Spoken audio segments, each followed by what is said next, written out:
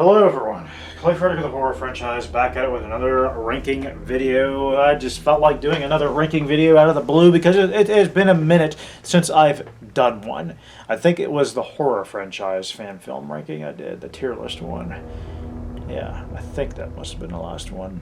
But anyways, I decided to just kind of top 10 favorite horror icons. I was thinking about it at work today and I thought, you know what? Why don't we just do it? Obviously, a majority of these I grew up with. Some of them, not really. I've just kind of gotten to know them a lot more over the years. So without further ado, let's go ahead and get started. Now, just because they're at the bottom of the list doesn't mean I think they're ass. I think they're cool in their own right. I just prefer certain killers over the other. Number 10. You ready? Chucky. Now, just because, as I've already said, just because he's the bottom doesn't make him an ass killer. I don't think he's a crappy killer. I just think the other ones are cooler. I like Chucky. I think he's totally an iconic killer, man. He's deserving to be an icon. He's popular as hell too, and I like his mannerisms. I like his attitude. I like his how funny he can be while he's being sadistic and disturbing and evil and all that. And he, yeah. And plus, the voice of Brad Dourif, man. Brad Dourif killed it in this role. Truly an iconic performance by him. And I'm not really a Child's Play guy. I like the first few up until Bride of Chucky. I'm not a big Bride of Chucky guy. Or definitely a Seed of Chucky guy. Cult of Chucky and the other ones. I never watched the TV show, but we're not really talking about the series. We're just talking about the character himself. But Chucky's cool. I like watching him. I think he's hilarious. I think, obviously, I said he's just a very maniacal and disturbing person, doll, toy thing. Yeah, creepy. Moving on. Number 9, The Predator.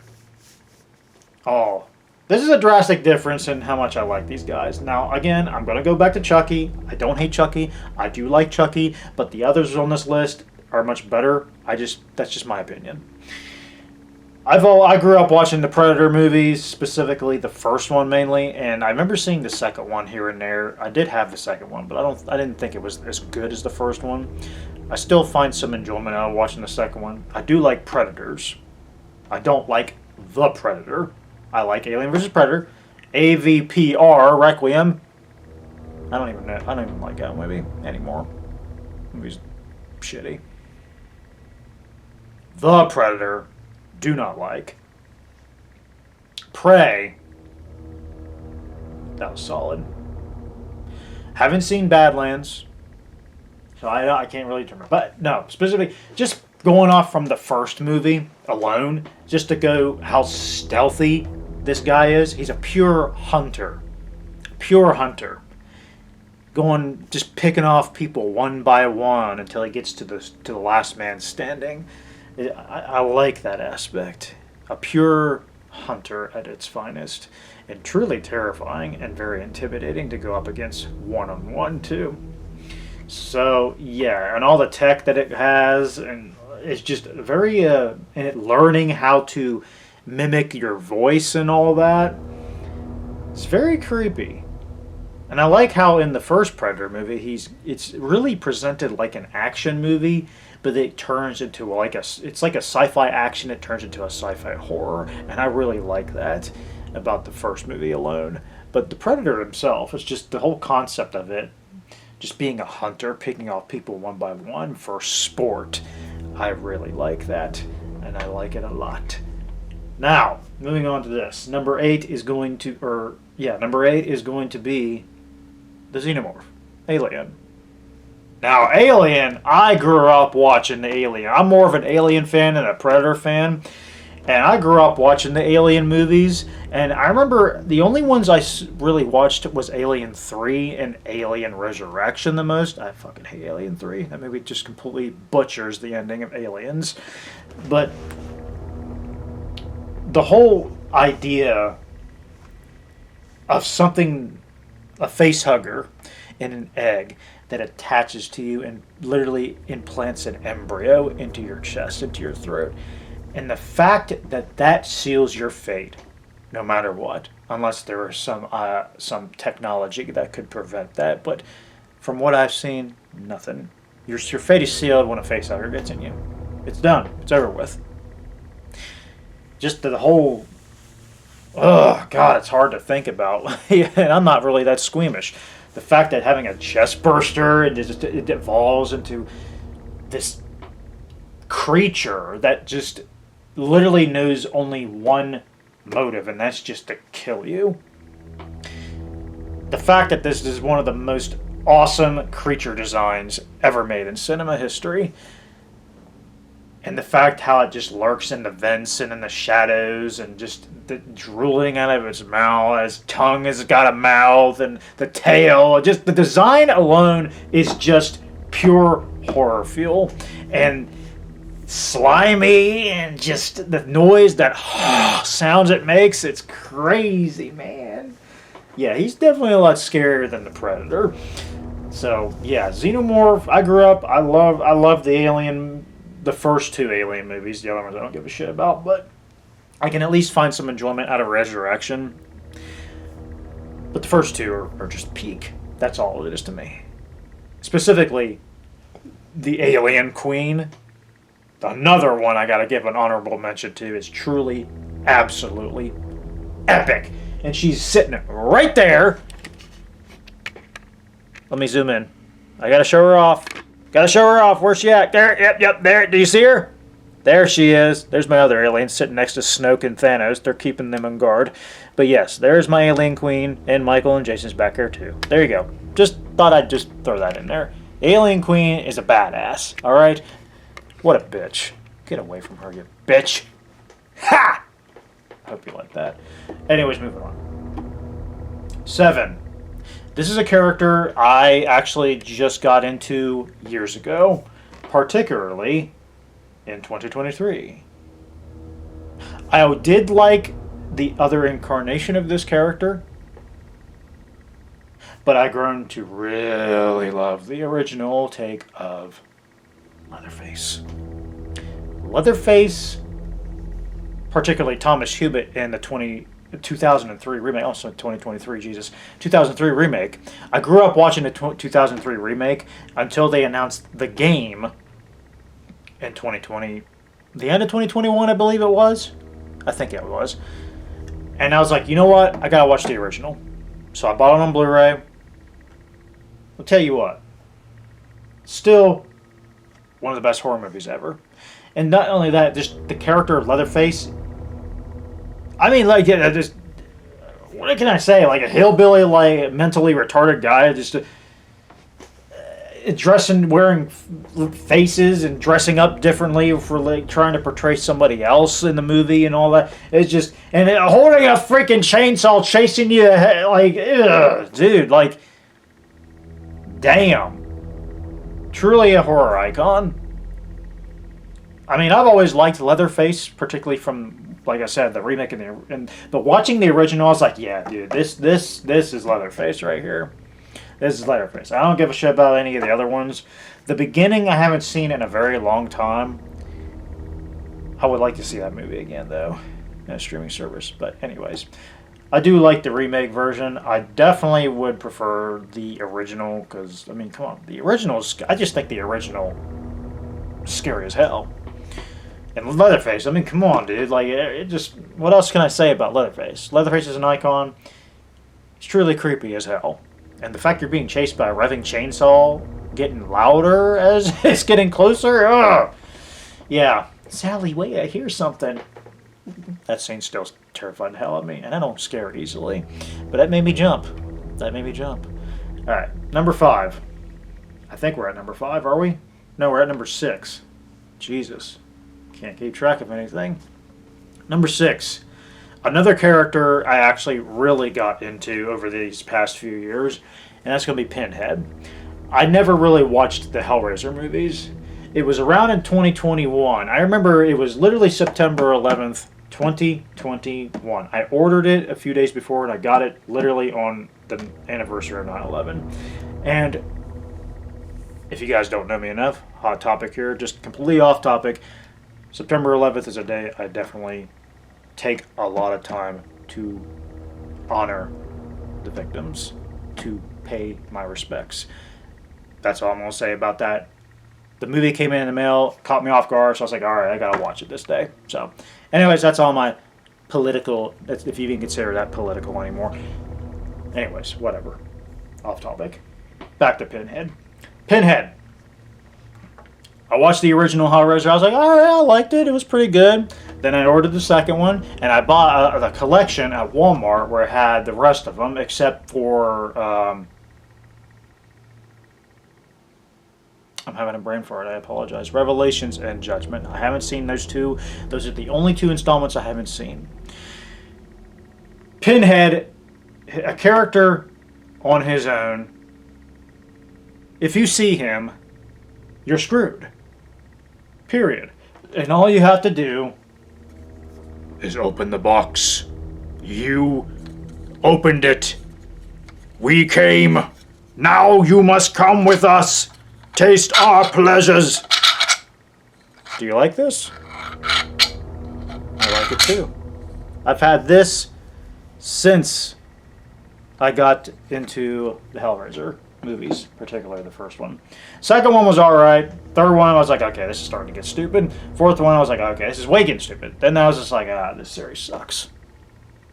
This is definitely one of the worst franchises I've ever seen. But the character of Pinhead, as iconic as Doug Bradley's performance as him is, and everything that comes out of his mouth is just pure perfection and gold. Truly a terrifying guy to go up against. And he's not a slasher horror icon. He's just a demon to some, angels to others. Explorers from the further regions of experience. Yeah, stuff like that. Pinhead is just iconic for all of his one-liners, and his design is epic as hell and very scary looking. And just the fact when you open the box, the Cenobites show up and just take you, and you experience nothing but pain or pleasure, maybe both at the same time, however way you want to experience it. But no, Pinhead definitely is a very terrifying force to be reckoned with. And he's also one of the most underutilized and mishandled horror icons ever onto film. Hence the Hellraiser series as a whole. If you've seen the Hellraiser franchise, you would know what I'm talking about. Because the first one is the only good one in my eyes. The second one, you can make a case, is definitely my second favorite of the bunch, because it's the closest that's connected to the first one. But even then, it's just like, First one's the only one I like. Second one's okay. But Pinhead is awesome. I got a figure of him sitting over there in my bedroom, so I can't go over there and show you. Maybe I'll do a ranking of more figures down the line. I don't know. We'll just play this by ear. Number 5. This is a guy that I grew up watching right here. And it's going to be the Creeper from Jeepers Creepers. Jonathan Brick was perfect in this role. If you've seen Jeepers Creepers, talk about a guy who's absolutely relentlessly pursuing you until he gets what he wants from you. Every 23rd spring, for 23 days, it gets to eat. From smelling you, from the fear, how scared you are. I'm sure people that are fearless don't really have a problem, but people that are absolutely scared out of their minds of something like that chasing you, like Derry Justin Long, man, that sucked when he got killed. I grew up watching Jeepers Creepers, and I really liked the second one. And then I was excited to see the third one, and then I realized, this movie sucks. Never seen Reborn. I heard it was way worse. But anyways, the first one is definitely one of my favorite horror movies of all time, and the Creeper the look of him and his lore is what's terrifying. Is that once he pursues you, he's going to pursue you until he gets you, until the clock runs. He has a time limit, so 23 days. If you can last somewhere around in that time frame until it's time for him to go back to sleep into hibernation, you should be all right. But man, yeah, he's gonna. The first movie is just enough for you to realize how deadly and persistent he really is, and that's what I like about this guy. He's gonna get you. No matter how far you go, he's going to smell you, he's going to pick up your trail, and he's going to get you eventually. So, there's that. Truly an iconic horror villain. I think he's underrated at this point due to obvious reasons involving the creator and all of that. We will not get into that. I don't give a shit about any of that. The character and the movie is great. Everything else behind the scenes, I don't give a shit. I separate the art from the artist, if you know what I'm talking about. Moving on. Number 4 is going to be Ghostface. What is scary about Ghostface? The fact that he can be anyone. He or she can be anyone underneath that mask and cloak. Just like that Freddy show I did recently, where the whole time I was Ghostface. So yeah, it's just taking that whole social commentary aspect and all that from the like horror movies and such, horror icons, horror fans, all that are just going to appreciate the Scream franchise as a whole. I grew up watching the Scream movies. I like the Scream movies. They're all really consistent and fun. And Ghostface is just the design of him alone, the phone calls, the voice is great. It's really great. And just, you can't find anyone that's like him. Ghostface is just his own beast, you know? But yes, Ghostface, I don't have anything else to really say about him. He can be anybody. Anybody can be Ghostface, and that's what's scary about him, or she. So, yes. But now we get to my top 3. At this point, you probably already know who they are. Number 3 is going to be... Welcome to my nightmare. Freddy Krueger, baby. Arguably the most iconic horror villain of all time. I mean, come on. Robert Englund is the embodiment of Freddy Krueger. Jackie Earle Haley, I do appreciate his performance, but it's just the writing and the story of him is what? What? No! That ruins everything.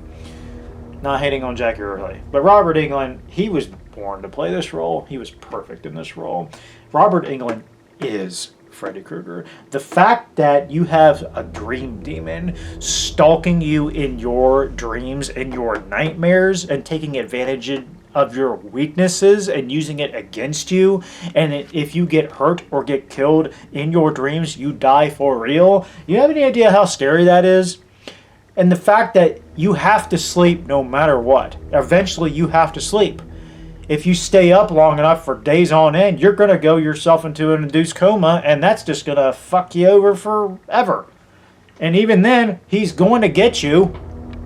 Freddy is another one of those characters that truly is going to get you unless you grow a pair and be like Nancy Thompson and beat the shit out of him out in the real world.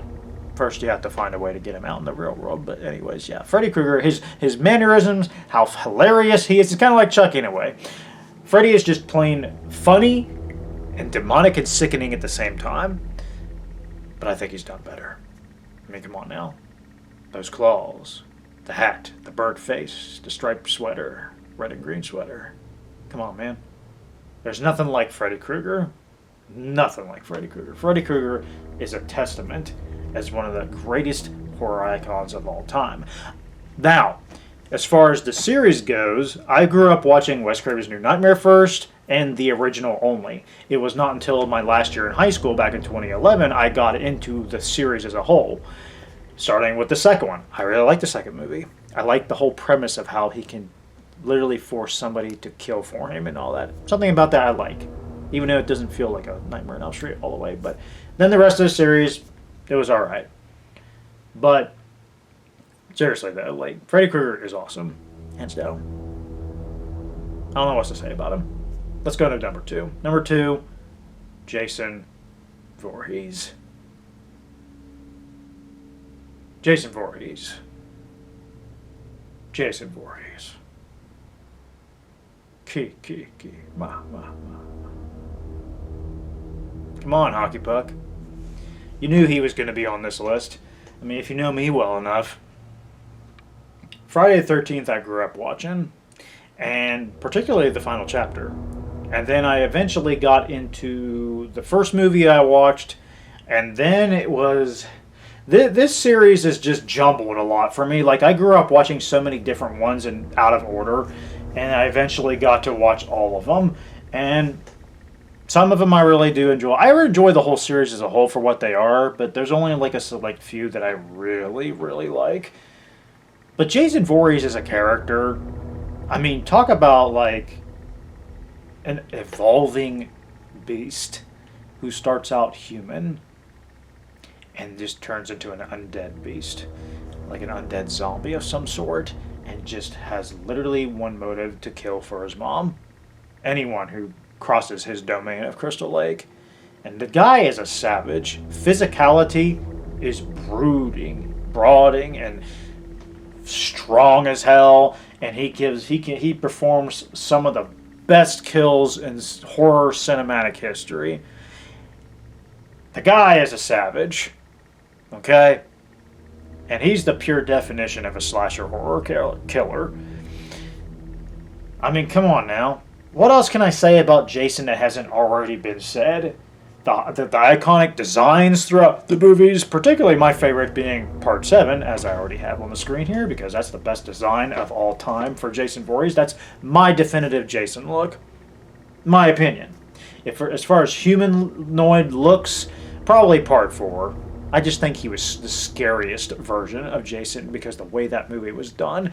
But Jason is just his own beast as well. Even though there are some elements of him that definitely feel similar to my number one pick, which you probably already know who that is. So we might as well get that out of the way. Number one is going to be the one, the only, the classic Halloween. Michael Audrey Myers. The GOAT. The king. The man. The myth. The legend. The GOAT of all slasher icons, in my opinion. He is the reason everyone is born on this list, for the most part, except for Leatherface. Leatherface came first. But Michael literally put a staple on the horror IP permanently. You look at horror movies before Halloween came out, and you look at after. You got Jason, Freddy, Alien, Predator, Chucky. Alien and Predator, I don't know if you even consider that the case, but still. Jeepers Creepers, man. Like, Ghostface, particularly, wouldn't have been born if it weren't for Michael. Which Michael gave birth to Jason and Freddy, which ultimately led to Ghostface, and all that. Yeah! So, yeah, Michael Myers, I grew up with him the most because he was the one who introduced me to horror. Starting with Halloween H2O. Went to a local Hollywood video store. Grabbed a VHS of the original. Because I didn't know which one I watched. I was only 6 years old at the time. But yes, Michael Myers, there's just something, what separates him from the rest? As a human, at least, in human form. Because you got Predator, Alien, and all that are just not really human at all. But Michael Myers literally is emotionless. He's featureless. He has nothing. He's blank. He's got zero motivation in the original movie. If you consider the sequels, he's going after his family, such as Laurie, his sister, Jamie, his niece, and all that crap. I don't care. As much as I enjoy the Halloween franchise as it is, The first one is the only one that I consider canon because it was supposed to be a one-off movie, and that was supposed to be the Michael had zero motivation. He just stalked people and killed them because he just wanted to. There was just no rhyme or reason, no conscience, no reasoning, even a rudimentary sense of life or death, right or wrong. There it is. There it is. Michael Myers is literally the personification of evil incarnate. He's just pure evil. He's pure fucking evil. And the fact that John Carpenter created a horror icon into a suburban town that can be anywhere in America and around the world. He brought horror to your home. And you never know when someone is breaking into your house and all that and is stalking you relentlessly. Take that into reality, which we deal with that on a daily basis. There's people all around the world that are dealing with that kind of thing on a daily basis. And the fact that Michael Myers, I mean, can you imagine if I was being stalked by Michael Myers? Wait, I don't have to imagine because I already made a movie about that called Halloween Resurgence. Check that out, by the way. It's the highest rated video on my channel. But no, seriously, Michael Myers, he's my boy. He's my all-time favorite. He always will be. There's no one that's ever going to come close to him. Jason Voorhees is literally like Michael in many ways, but he's the more brutal and savage version of Michael. Michael is more like a game of chess. He's very patient. He's methodical. He waits. He's like a cat who is stalking, waiting for that moment to strike. And he is downright scary for that. He's just standing there menacingly waiting for that moment. And yeah, there it is. Michael Myers. As simple as this character is, he's the most effective of all. Just like the movie. Simple but effective. That's all it is. There it is. But yes, there's my top 10 ranking. I hope you guys enjoyed this ranking video. If you want to see more like this, let me know in the comment section below. Be sure to like and subscribe for more content like this, specifically for Halloween the game, which I'm definitely putting my whole channel into that. That's all I got for you guys. I hope you all have a good one. Peace out, and I'll see you in the next one.